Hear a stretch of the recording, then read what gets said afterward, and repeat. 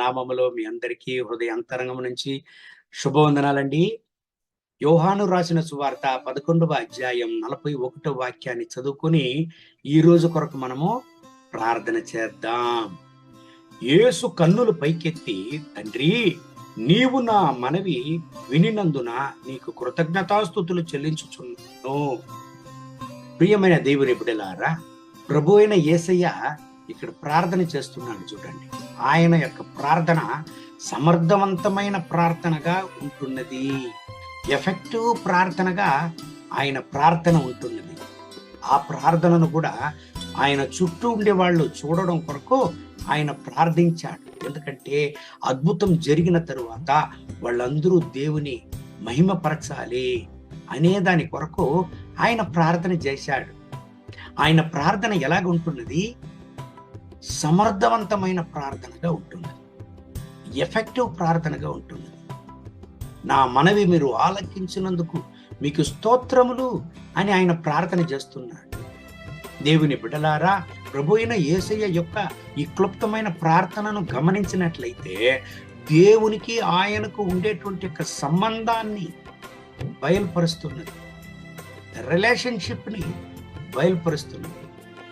ప్రార్థన అనేది ఏదో 4 మాటలు మన నోటితో పెదవులతో పలకడం కాదు, మనకు దేవునికి ఉండేటువంటి యొక్క సంబంధాన్ని బయలుపరచడమే ప్రార్థన. మనకు దేవునికి సంబంధం సరిగ్గా ఉన్నట్లయితే గంటల తరబడి దేవుని సముఖంలో ఉండవలసిన అవసరం లేదు. గంటల తరబడి దేవుని సముఖంలో మనం ఉండాలి. ప్రభు అయిన యేసయ్య కూడా రాత్రి అంతా ప్రార్థన చేసి పగలంతా సేవ చేశాడు. దేవుని బిడ్డలారా, గంటల తరబడి ఉండాలి. ఎప్పుడూ మనం ఏకైకంగా దేవుని సముఖంలో, ఇతరుల కొరకు మనం ప్రార్థన చేసేటప్పుడు మన ప్రార్థన ఎలాగ ఉండాలి? సమర్థవంతమైన ప్రార్థన ఉండాలి. ప్రార్థన అనేది ఏమి? అవసరతలకు తగిన విశ్వాసముతో నిండిన దేవుని సముఖంలో దేవునితో కలిగినటువంటి యొక్క సంబంధాన్ని బయలుపరచడమే ప్రార్థన. దేవుని బిడ్డలారా, మన అంతరంగ జీవితం ఆయనకు తెలుసు. మన జీవితంలో జరుగుతూ ఉండే జరగబోయేటువంటి విషయాలు ఆయనకు తెలుసు. మన ప్రార్థన సమర్థవంతమైన ప్రార్థనగా ఉండాలి. ప్రభు అయిన యేసయ్య ఎంతసేపు ప్రార్థన చేశాడు? లాజరును ప్రాణంతో లేపడానికి చాలా క్లుప్తమైన ప్రార్థన.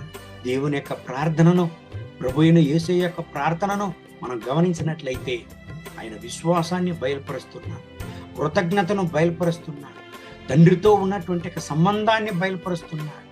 లాజరును ప్రాణంతో లేపేదానికి ముందే దేవునిని స్తోత్రిస్తున్నాడు ఆయన. ఎందుకంటే ఆయన యొక్క ప్రార్థనకు దేవుడు యెహోవా సదుత్రాన్ని ఇస్తాడని ఆయనకు తెలుసు. కాబట్టి ఆయన సమర్థవంతమైనటువంటి ప్రార్థనను ఆయన చేశాడు, క్లుప్తంగా ఆయన చేశాడు. ఈనాటికి మన ప్రార్థన సమర్థవంతంగా ఉండాలి. ఈ దేవుని వాగ్దానం ప్రకారం మిమ్మల్ని ఆశీర్వదించి మీ ప్రార్థన జీవితాన్ని ఇంకా మెరుగుపరిచి మిమ్మల్ని సమర్థవంతమైనటువంటి దేవుని యొక్క ప్రార్థన యోధులుగా దేవుడు మిమ్మల్ని ఆశీర్వదించుగాక. కళ్ళు మూసి ప్రార్థన చేద్దామండి. మహోన్నతమైన ప్రభువా, ఈ ఉదయకాల సమయంలో నాతో కూడా చేరి ప్రార్థన చేసేటువంటి నా ప్రియ సహోదర సహోదరుల కొరకు ప్రార్థన చేస్తున్నాను. వీళ్ళని ఆశీర్వదించండి, వీళ్ళ యొక్క ప్రార్థన జీవితాన్ని మెరుగుపరచండి, వీళ్ళ ప్రార్థన జీవితాన్ని ఆశీర్వదించండి. ఇంకా గొప్పగా మీ బిడ్డలను ఉపయోగించండి.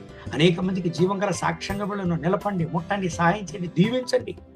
దేని కొరకంతా వీళ్ళు ప్రార్థన చేస్తున్నారు, ఆ ప్రార్థనలకు సదుత్తరాన్ని ఇవ్వండి.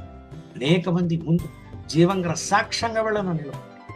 నా రాజా, వీళ్ళ యొక్క ప్రార్థన అంశాలన్నిటికీ మీరు సదుత్తరాన్ని ఇవ్వండి. మీ యొక్క ప్రసన్నత వీళ్ళపైన దిగులు కాదు. ఈ రోజంతా మీ బిడ్డల్ని నడపండి. మహిమ ఘనత స్తుతి మీకే. యేసయ్య నామములో వేడుకుంటున్నా మా ప్రియ పరలోకపు తండ్రి. Amen. God bless you. Have a good day.